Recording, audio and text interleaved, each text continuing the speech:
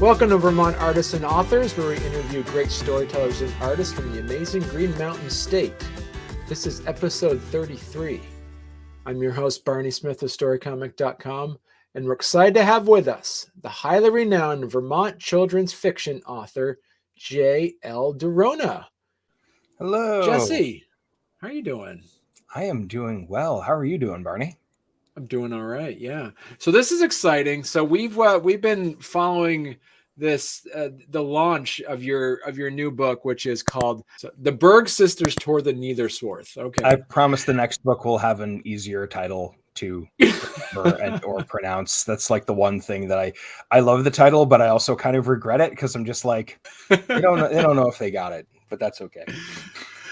So you initially you started off as being a cartoonist and putting out some webcomics, but now through the pandemic, you kind of took a turn and decided to write children's fiction, correct? My roots have almost always been in both. So like when I was younger, like high school age, I did some comic strips for the local newspaper, and I had been drawing comics since I was a very little kid, reading Calvin and Hobbes and all of that. But before I went to college, I did try my hand at writing a novel, but it really didn't go anywhere. In college, I actually majored in children's literature with a minor in writing. So I took a lot of courses on fiction, like children's books as well. So my background is actually fairly heavy into that. But then after school, I decided to go back to comics, went to the Center for Cartoon Studies, did that for a little while, and then kind of came back to writing. Now, how would you explain your writing process? How did you kind of come up with this idea, and how were you able to keep the momentum going? It's kind of weird, actually. So I know the writing process is different for everybody, right? Everyone has their own thing. But what I did with this particular story is I knew that I wanted to write something. I had done 2 almost full novel drafts before coming into this project.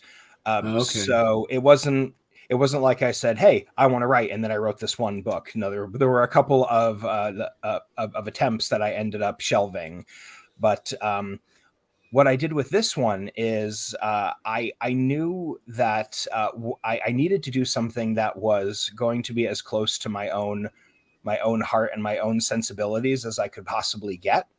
So the way it came about, at least the general concept that sort of guided me, was I was with some friends of mine that I'm in a writing critique group with together, and I was telling them that this idea that I've always liked is taking 2 stories that you enjoy, and in my case, I just picked 2 movies, and sort of merging them together into one new idea. So I had said to them, like for example, if I put Gremlins and Beetlejuice together, you could get a very interesting story from that. And then, like, as I'm saying it, I'm sort of going like, I could make that into something super fun. And yeah, that's where Berge Sisters came from, was an amalgam of those 2 ideas. But so it's interesting. So you kind of came up with the idea based off of an amalgamation of 2 separate intellectual properties, squeezed them together and see what came out. From there, did you then decide to create the world or create protagonists? For me, it's always the more important thing, or the most important thing, is the characters. I knew that it was going to take place in a mansion on top of a hill, like on top of a tall mountain. That was just something that was always in my head from like minute 1. But to me, the most important thing is not where the story takes place, but who the characters are in that story. So it was definitely the characters were the focus, but I did always have the general idea of where they would be in my mind as well. So talk to us a bit about the plot of the, not to give away the story, but just kind of give us the background of like what's the world that you've created here. Sure. So the entirety of the story takes place in the mansion of the great uncle of the two main characters. The two main characters, it's the point of view is entirely through Lacey Berge, who is the older of the two, and her stepsister Cal is the younger one, and they are brought there to the mansion after their great uncle Francis Fugelberg, who is also called Great Uncle Frank, he passes away. So Lacey's father brings them there not only to settle the great uncle's affairs, but also in an attempt to try and get the two girls to bond, because they've been in a mixed family for at least 3 years at this point, but they barely see each other. They barely get along. Their backgrounds are very different from each other. So, and neither of them seem terribly interested in getting to know the other, especially Lacey, because her mother passed away. So she is very resistant to the whole thing and would prefer to just she would prefer everyone stays in their own lane. She's not interested in that relationship. At least not at first, but that's what character arcs are about. Am I right? Well, sure. And then plus like the cover. So we're looking at the cover design, and anybody's interested, go to L Durona. That's JLDURONA.com for those listeners. Check it out, because there you can see some of the images that actually is the cover of the book. So we're looking at here, Jesse, it's the cover of the book that has the title of it here on the book cover, 5 images of 5 characters. So the first thing that I want our readers to do when they pick up the book is kind of get an idea of who those 5 characters are. Sure. So our 2 leads are the 2 girls in the center. So on the left is Lacey, on the right is Cal, and in the middle is one of the creatures that invades the mansion, which I didn't mention before. When the girls go to the mansion, they are they're left alone in the mansion long enough to start messing with some of the machinery that they find, and they inadvertently release a horde of these little creatures into the house, and they proceed to trash the place. So they need to figure out how to get rid of them, and they are sent a message from the other side where the creatures came from, that if they want to get rid of them, they have to go to this guy, Lord Sharp, who is the dude in the hat on the top. So he not to give anything away, but he tells them that the only way to get rid of the creatures is to come to him. And so that is that's the premise of the story, is that in order to get rid of the creatures, they have to travel through this other dimension in order to meet this guy to try and set things right. Okay. And I'm presuming one of the on the bottom third of the cover has this very freaky looking spider face monster. Don't judge. And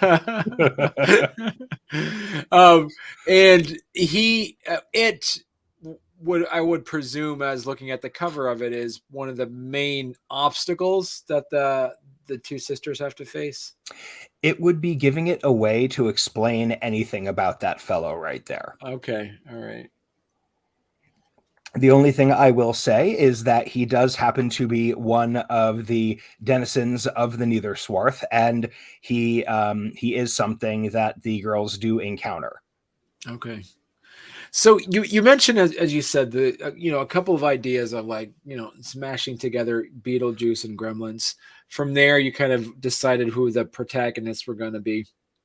How did you define the world, the physics in the denizens of the Neitherswarth? Well, it's important to me that the world have sort of a juxtaposition to it. So Okay. the world that they go to, it's kind of like dank and depressing, but it also has its own sense of life. But it's a very dark place. But the creatures that live there aren't necessarily entirely bad. And to say any more would sort of maybe give away too much if you're like halfway through the book. It's also pretty short, so but but like basically I I I wanted the reader to be surprised as they read it. So something that could be conceived normally as like terrifying might actually be nice, or something that seems nice might actually be terrifying. Disney animation, nice characters tend to have like really big eyes and be all cute and adorable, and evil characters tend to have more beady eyes and have more sinister shapes or represent certain kinds of creatures. I wanted to exploit some of that, but I also wanted to turn it on its head. So there are definitely certain characters that are creepy and gross, but end up being nice and helpful. This is a part of also the writing the genre specifically to, as you called it, like a young adult, or you're a children's fiction author. Middle grade specifically. Middle grade. How do you define as an author that, okay, this is the bar that I can't cross because then it'll be a little too adult, or this is the bar I don't want to go too below because then it'd be too campy? How do you as a writer kind of define that middle grade level of storytelling? So it's been a fascinating journey to learn that, because I'm honestly still not sure. When I was younger, a lot of the books that are for the age range I'm writing for were a lot simpler. So like I draw a lot of my inspiration, probably fairly obviously, from R.L. Stine's books, especially the Goosebumps series. Rereading them back, I can't fault him for this, but they're a lot more simplistic than I remember. When I was of age to read them, it was like, diving headfirst into like a real world. It was like living a episode of the Twilight Zone, right? But like you go back and you read them now and you're like, not a whole lot happens in terms of like character development or whatever. And so as my journey through this book went along, I sort of realized that it's not nearly as much horror as I had originally anticipated. It's, I guess, more, and there's so many different genres, but it's more of like a contemporary fantasy, like almost closer to like a Lion, Witch, and Wardrobe sort of thing than to like than to Twilight Zone. But to answer your original question, I think there.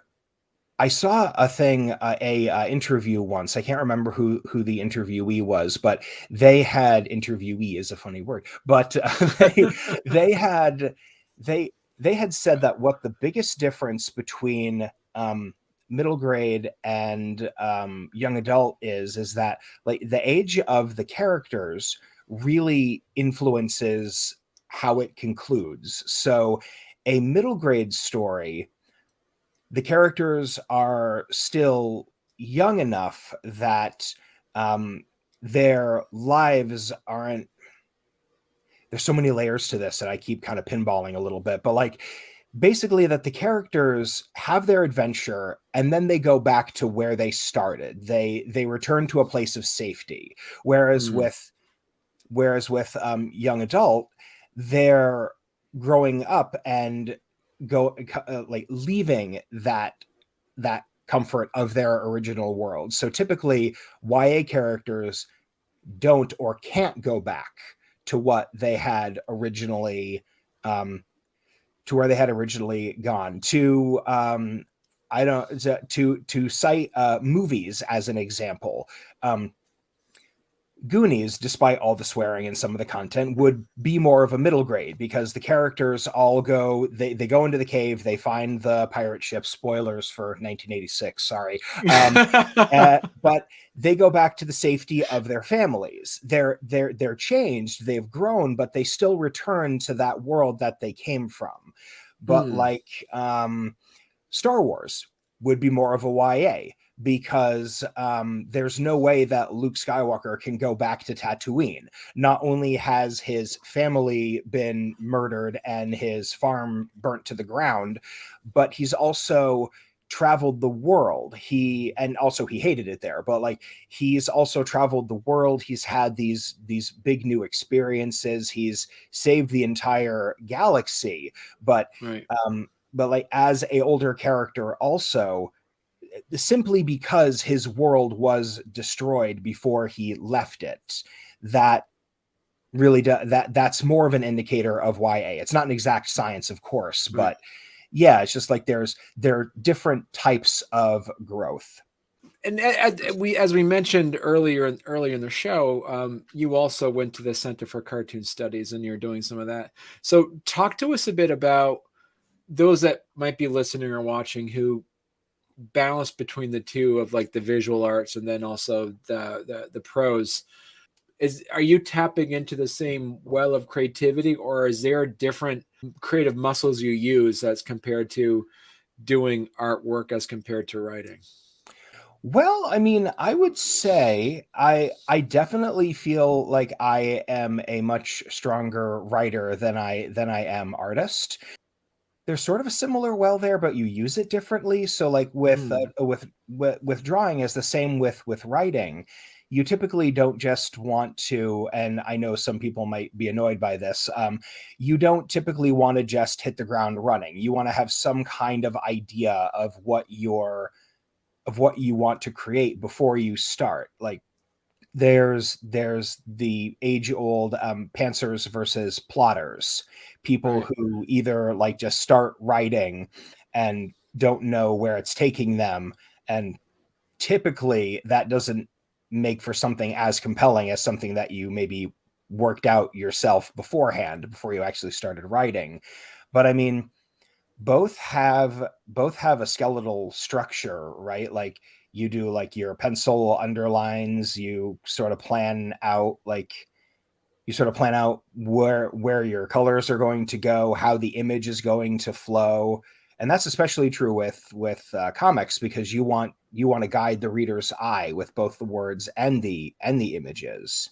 But yeah, I mean, in terms of the art itself, it yeah, I mean, there definitely is a structure for both. I think the best stories come, not necessarily in like a memoir form, although that certainly does work with some people, but I think tapping into those parts of yourself that are hard to access, or like difficult for you to access, and turning them into either something fictional or something visual, not only helps you work through it, but also helps you to create something that's a lot more like real and organic, because it comes directly from you. So yeah, I'd say like the big thing is that both of them require a lot of yourself and a lot of heart in order to make them as good as you can make them, and as true to yourself as you can. So when you put this together, I'm kind of curious about when you created the world, did you create stories that you wanted to explore or stories that you needed to explore? I mean, that's a really good question. I'm not really sure that I know. I mean, I think it always, maybe not always, but like it starts, I think it starts from a place of wanting, but that might be closer to what you are thinking about rather than what you're feeling about the story. Like a good example, Berge Sisters is kind of weird because it definitely has a lot of heart, and I feel like I put a lot of my like weird, quirky tendencies in it, but I don't know if I can pinpoint psychologically where it falls in terms of my own personal experiences. The book that I'm working on right now, that I'm kind of building while I'm doing all the marketing for the current book, definitely has more of my own personal experiences in it that I can directly cite. So not that anyone who wants to buy this one should definitely still buy it because it's really good. But I do think that I do think a lot more of my personal experience is going to go into the next book rather than this one, which is interesting. But I'm sure if I dug deep enough, I could figure out where that psyche stuff comes in from the from the first book. So the title insinuates that this might be a series. Is there going to be do you have a set number of books that you plan on coming out with the Berge sisters? Yes, at the very least, I have a trilogy in mind. I'm most likely not well. At least I know. I should strike that. I know for sure that the next book is not going to be the sequel, because I already can tell that the sequel is going to be way longer. So I want to give myself a little bit more time with that one. And the project that I'm working on right now is going to be a lot shorter. So what aspects do you foresee from the outline perspective? Will readers get to dive deeper into the Neitherswarth, or there's other places that the characters might be exploring? So the next title does sort of give it away. So yes, they will be going back to the Neitherswarth, but they will be going back in a different capacity. Okay. I can't explain necessarily right now, because it would kind of give away the conclusion to the first book. But I have a philosophy with sequels. Also, I just have a very nitpicky, holier than thou opinion on sequels, that the best sequels are the ones that take the characters that you already know and care about and put them into similar yet different situations. So like it takes place like, a year later, and the characters are older and they're having new experiences, they're having new life experiences, they're facing new challenges. I didn't want to take them and put them into an entirely similar adventure that just takes place like in a different place or whatever. I wanted it to be a little bit more than that. But Right. When you start writing, I'm really curious about this, as you're talking about being, a pantser or a plotter. Did you have like a notebook next to you about geographic areas, or like, so if you knew where the characters are going to head in a direction, you already knew ahead of time what they would meet, or things along those lines? No, I spent no time figuring out how it made sense that they went from point A to point B, because that's actually sort of part of it, is that there is a surreal quality to the world where they could slide down a tunnel and end up in an area that's very, very different than where they were. I'm not interested in putting that much detail into the world itself. Like, I'm more interested in, like, obviously I want to show what it looks like and what it feels like. And in certain situations, because the book gets a little slimy, my wife specifically said after her first beta read that it made her feel icky, which was fun, because the world is underground, so it's very slimy and kind of moldy. But now it's what is important to me is how it feels and like what the character experiences of that world is. And future stories will build on the world itself, but only in as much as it affects the characters. I've never been one that's super interested in hearing about a lot of like the hierarchies of power, or how another world takes out its garbage or whatever, unless it actually matters to the characters. Like if they need to know how they dispose of their trash, it's because they have to like hide in a trash bin or something, Right. like, yeah, that's what's more important to me. Like, I want to build the world up as much as it needs to be for the characters and the reader to experience it in as of it, where, which, when, where be more important. Right. So one aspect of the writing is that you are a Vermont-based author. So how supportive do you feel like the culture and the community of Vermont is to authors? I mean, I would say that it's very supportive.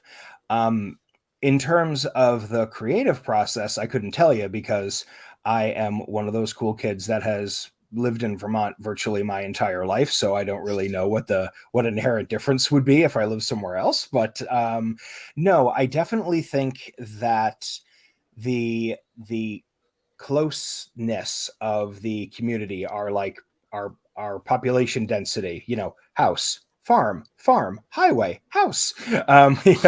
It we may sometimes be sort of far away geographically, but there's there is a very strong art scene in Vermont, and I do feel like we do want to bring each other up, and especially with like local bookstores and things like that. Like, I've that's like my big exciting point for all of this, is that the book is going to be available in print, but Phoenix Books is actually going to be carrying it in store. Maybe not right away, because I think it takes a little while to order, but Right. yeah, I mean, I definitely find the community to be supportive. I can't say how different it is here compared to other places, but I have definitely found a lot of people that are very supportive of the arts in Vermont. Right. I guess we get a lot of snow, so there's a lot of there's a lot of like working on stuff when we can't do anything else. And I'm also curious too, like the location of your book. It takes place in a rural setting in an abandoned Victorian house as well. Yeah, it I will admit it just happens to take place in Vermont. There's nothing really about it that makes it like a Vermont book, which is funny, because my wife Beth, she mentioned to me like, "Oh, you should go to one of those like touristy stores and see if they'll carry the book." And I was just kind of like, it's not really like, it's not like a made in Vermont kind of book. It's sort of like, it just happens to be in Vermont, but it, doesn't really have much telling in the way of the story. Well, I'm curious too, because I'm wondering, because as you and I both know, Beetlejuice was filmed in Vermont, Uh-huh. and so that's one of the inspirations of your book too. So it's almost apropos that you have, the mansion being in Vermont as well. So does your book take place in our Vermont world, or this is kind of like a parallel, adjacent, your own fictional version of Vermont? So the actual location of the mansion plays such a small role that in this particular book it doesn't actually matter. Okay. But in future stories, I do have a more fleshed out physical fictional Vermont town that I am planning on using.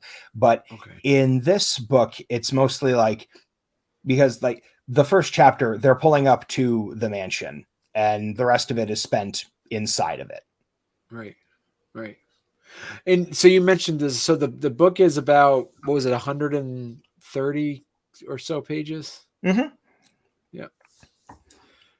And so this is going to be released. When's the release date as of this recording? When is this book actually going to be available to purchase?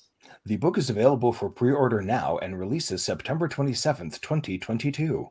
Wow. Okay. See, look at that. So as of this recording, it is available for pre-order.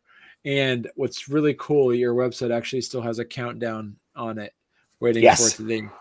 So people can purchase it as pre-order right now and will be available in 5 days. Well, 4 days and 4 hours. Yeah. And counting right now. Yeah. Boy, that is stressful to look at. So what's next for you, Jesse? You did mention that you're working on another project. Yes. So I guess I will go ahead and reveal them right now. So I'm working on two different things. I have decided to finally work on a children's book, and I'm working on another novel. So you may pick, which one do you want to hear of first? Oh, let's hear about the children's book. Okay, so it originally was an idea that I had as a comic, but it occurred to me that it would be so much better as a children's book for a couple of reasons. But so, and you may have actually heard of this before, but it's called, I don't know if this is the official title, but right now it's called Pave and Schroeder. And what it is it's about a ghost cat and a skeleton dog that live in a pet cemetery. And the premise is that the cat, Schroeder, which is a play on Schrodinger's cat, and Right. Pave is based off Pavlov's dog. So they Right. both have like kind of a scientific reference to them. But Pave is sad because he knows that his owners are going to come and visit his grave. So the story revolves around not only learning about the pet cemetery, like there's a school of flying ghost fish that's an accumulation of every goldfish that's buried there that just flies around all day. But the most important message there is that Pave learns, or maybe learns, right, how to let go of like how to accept his loss when compared to the loss of his owners. Okay. Because I feel like that's Wow. something, I'm sure that that's been addressed elsewhere, but I feel like anytime there, like that I see a story about loss, especially if it's the loss of a pet, it's not from the pet's point of view, because the pet lost something too. The pet Right. lost that love and that connection. So what does that do to them? Like for some, like cats, which, you know, I live with cats, they tend to be fairly indifferent most of the time. They're probably just going to run around and do their own thing. But dogs are typically much more loyal animals. And what happens to them? Right. Yeah. So yeah, And I'm really excited about that one.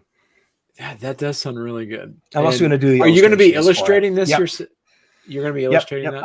I have decided to do that. I might see about having, depending on how expensive it's going to be, I might ask someone to maybe like do the inking, or maybe some kind of like, I have that vision because it's a children's book. I just like by default, I want it to be all watercolory, but I have Right. no experience with that whatsoever. So maybe I'll have someone like do those elements of it, but the actual drawings themselves is something that I feel like my sensibilities as an artist would work really well with. Right. And you mentioned that you have a long form prose, a novel that you're working on. Yes, it's another middle grade. It's so it's called Vicious Cycle. And it's about a kid who finds an old bicycle in the quarry that is in their town. And after she fixes it up, it starts taking revenge on all of the people that have wronged her as in her life. It's basically a parody of Christine, for the Stephen King book. There's more to it than that, but the basic premise is that the bike is haunted and that it is working on the main character's behalf to right the wrongs that it feels have been done to the main character. Okay, that's pretty cool too. That was one that was all hinged on the title. Came up with the title and I was like, oh, this is great. I gotta do something with this. So that's in the outlining phase. So that's barely been started, but all right. Wow. Yeah. Nice. Cool. So if people are interested in learning more about your work, they can go to, as we mentioned earlier in the show, jldurona.com, correct? That is correct. They can also go to my Facebook page, which is just facebook.com/jldurona. That tends to be where a lot more of the updates happen in terms of like where I'm at with certain projects or certain like events and things like that. So anytime I do any like